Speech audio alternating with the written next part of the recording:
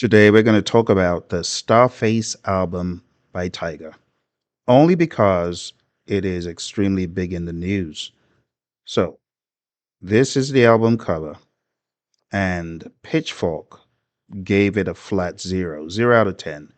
That's only happened one other time in 20 years. So, right away, even before we talk about whether the album is good or bad, we know we're looking at something that the industry decided to treat as a moment, not as a review. My goal today is to actually look at that under the microscope and to show you folks what went down and to see what you think about it. I actually listened to some of the tracks on the album and the video. And yeah, there's the score 0, right?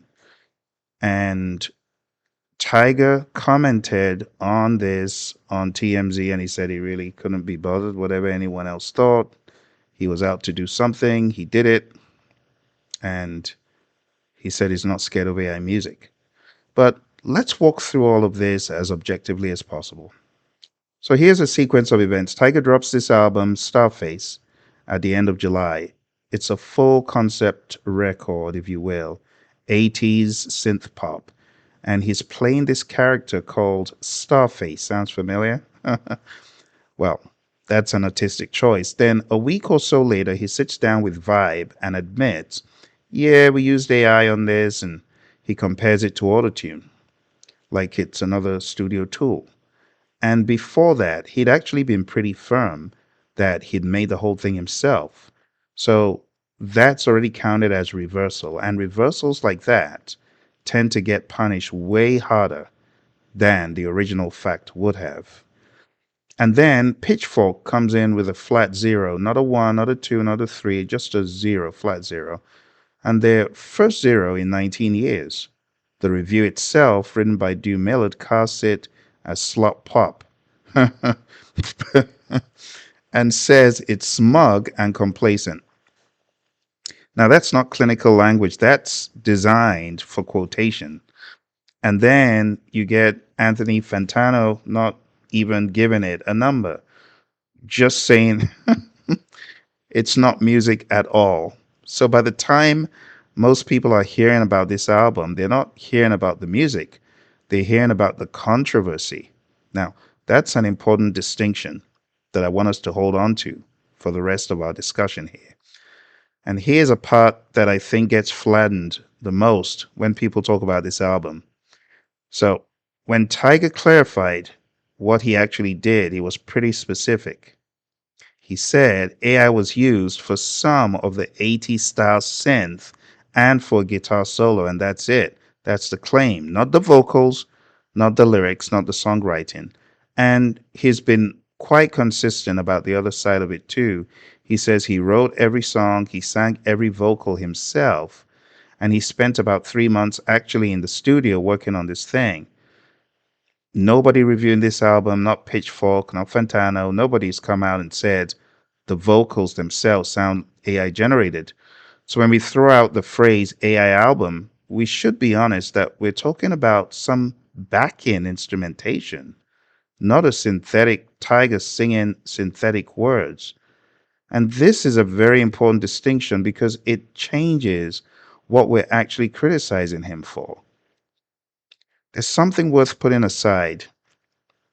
It doesn't get talked about very much. On one hand, you've got the critical establishment absolutely torching this record, a zero, a refusal to even score it, and other artists piling on it publicly.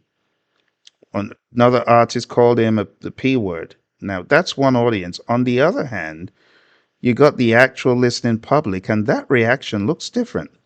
Clips from this album have been circulating a lot, and one of the reaction videos is reportedly sitting at millions of views. And if you scroll the comments, you'll find people saying they're really enjoying what they're hearing. Now, that doesn't mean the album is secretly great, but it does mean we're looking at two different audiences with two different standards. This is actually a pretty old pattern in music criticism. The trade press, the tastemakers, they tend to grade on originality and craft where something sits historically. Regular listeners tend to grade on something different. They ask, does this sound good to me? Does this move me right now? Neither one is wrong, but they're asking different questions. And I think a lot of the noise around this album is coming from people treating the critical score like it's the only valid answer. And let's be objective about this criticism. When Pitchfork's own news director was asked directly, is this a mathematical score or statement? He didn't say no. He said, it's a little bit of both. He actually used the phrase, we're making a bit of a statement about the album and what it represents right now. That's a real quote. And I think it's the most important line in this whole story. What does this mean? A zero is not a data point on a 10-point scale because I listened to the music, and even though it was very poorly produced, it wouldn't equate to a zero, not even a one, right? At worst, maybe a three. There actually are a couple of tracks on there where you can tell it's him singing. The singing is imperfect, but it's definitely not acidic. So, this is Pitchfork planting a flag on where they stand on AI in music. It's a statement, and Tiger is a public example. And I think what is most interesting, almost ironic, is this guy is a well accomplished rapper with millions and millions of followers. But despite his fame and success, he is still subject to the public beating by those that don't approve. You see, a rare historic zero is way more shareable, way more clickable than a normal bad review. Nobody writes a headline about a 4 out of 10, but everybody writes a headline when the first zero in 19 years has landed. So, in a strange way, this brutal score might have actually done more for Tiger, for this album's visibility, than a lukewarm review would have. Like giving it a 3 or a 4, nah, that's not clickable enough. So, this virality around a zero has actually done him some good.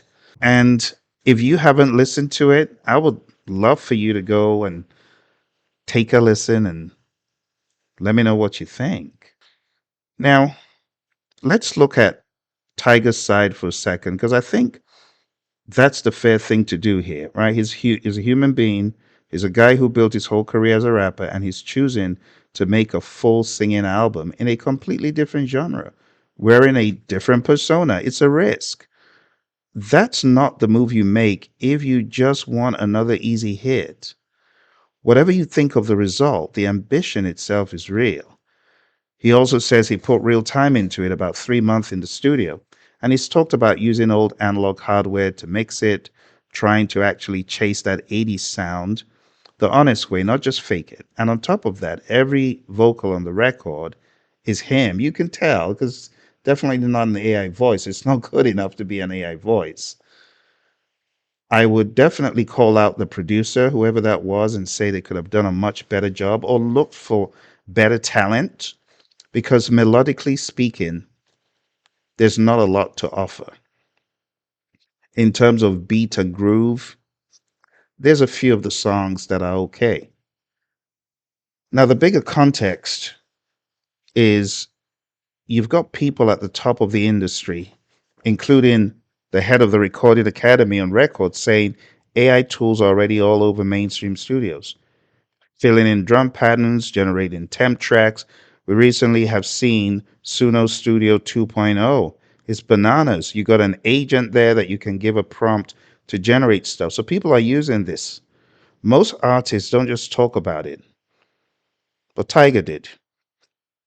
So in a weird way, he's getting punished partly for being honest, even if we say he wasn't honest up front. He's being honest about something a lot of his peers are quietly doing too. And just because the music sounded flat and less than ideal doesn't mean that he didn't put in his best. It's just that he had very poor production for an 80s theme. It could have been a lot better.